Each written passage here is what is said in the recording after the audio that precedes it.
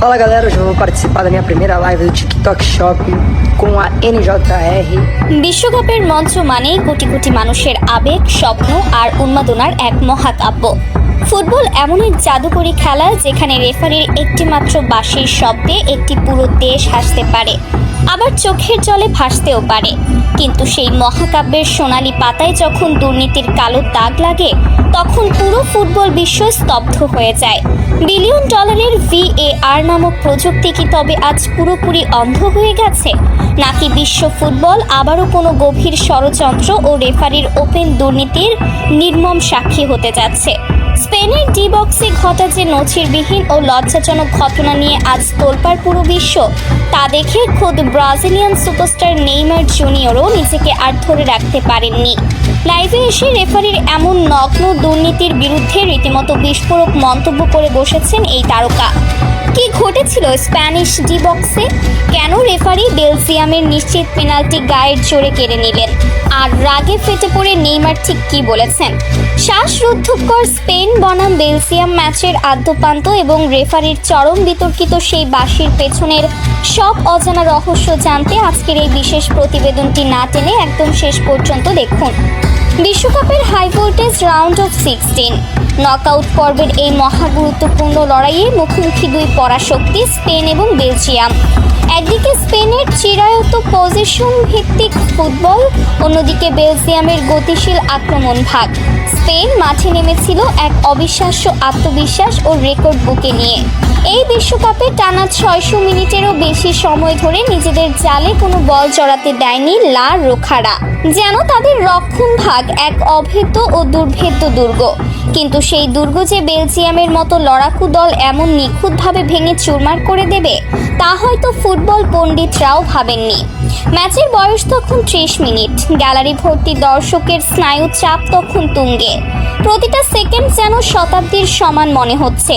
ঠিক তখনই দারুণ এক সংঘবদ্ধ আক্রমণে বেলজিয়ামের রক্ষণ ভাগে কাঁপন ধরিয়ে দেয় স্পেন।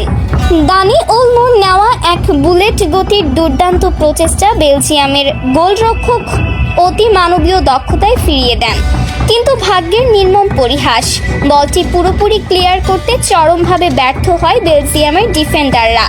ডি বক্সের ভেতরে তৈরি হয় এক বিশাল জটলা, আর সেই সুযোগটাই যেন খুঁজছিলেন ফাবিয়ান রুইজ।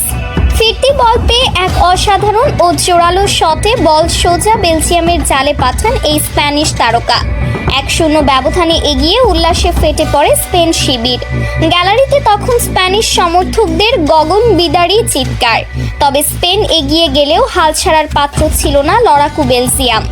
গোল হজম করার পর তারা যেন আরও বেশি ক্ষুধার্ত বাঘের মতো ঝাঁপিয়ে পড়ে। ঠিক 11 মিনিট পর, অর্থাৎ ম্যাচের 41তম মিনিটে ফুটবল বিশ্ব দেখল এক নিখুঁত টিমওয়ার্ক বা দলগত বোঝাপড়ার চরম নিদর্শন। একটি প্রপার টিমওয়ার্ক বলতে যা বোঝায়, এই গোলটিতে তার প্রতিটি ছাপ ছিল একদম স্পষ্ট। ডান প্রান্ত থেকে তিমোথি কাস্তানিয়ের পা থেকে উড়ে আসা এক জাদুকরী ক্রসে শূন্যে ভেসে অসাধারণ এক হেডে স্পেনের জালে বল জড়ান চার্লস ডি কেটেলার। স্প্যানিশ গোলরক্ষকের কাছে চেয়ে দেখা ছাড়া আর কোনো উপায় ছিল না। আর এই জাদুকরী গোলের মাধ্যমেই ভেঙে চুরমার হয়ে যায় স্পেনের টানা 600 মিনিট গোল না খাওয়ার বিশাল অহংকার। এক অনবদ্য গোলের সুবাদে এক সমতায় ফেরে বেলজিয়াম। প্রথমার্ধ শেষ হয় চরম উত্তেজনা নিয়ে। অন্তত ফ্রান্স বনাম মরক্কো ম্যাচের মতো এটি যে কোনো একপেশে ম্যাচ হচ্ছে না, তা প্রথমার্ধের হাড্ডাহাড্ডি লড়াই দেখেই পরিষ্কার হয়ে যায়। কিন্তু আসল নাটকের তখনও অনেক বাকি। প্রথমার্ধের লড়াইয়ের পর দ্বিতীয়ার্ধে মাঠের উত্তাপ যেন আরও কয়েক গুণ বেড়ে যায়। শারীরিক শক্তির লড়াই এবং ট্যাকটিক্যাল মাইন্ড গেম খেলতে থাকে সমানে সমান। আর পুরো ম্যাচের সবচেয়ে বিতর্কিত, কলঙ্কজনক এবং লজ্জাজনক ঘটনাটি ঘটে ম্যাচের ঠিক 62তম মিনিটে। বেলজিয়ামের এক ভয়ঙ্কর আক্রমণের সময় স্পেনের ডি বক্সের ভেতর বল স্পষ্টতই এক স্প্যানিশ খেলোয়াড়ের হাতে আঘাত হানে। রিপ্লেতে পরিষ্কার দেখা যায় হাতের অবস্থান ছিল সম্পূর্ণ অস্বাভাবিক এবং বল সরাসরি হাতের তালুতে লেগে দিক পরিবর্তন করে। মাঠের প্রতিটি দর্শক, ধারাভাষ্যকার থেকে শুরু করে বেলজিয়ামের খেলোয়াড়রা নিশ্চিত ছিলেন যে এটি একটি শতভাগ পেনাল্টি। কিন্তু সবাইকে বোকা বানিয়ে দিয়ে রেফারি পেনাল্টির বাঁশি বাজালেন না। তিনি হাত নেড়ে খেলা চালিয়ে যাওয়ার নির্দেশ দেন।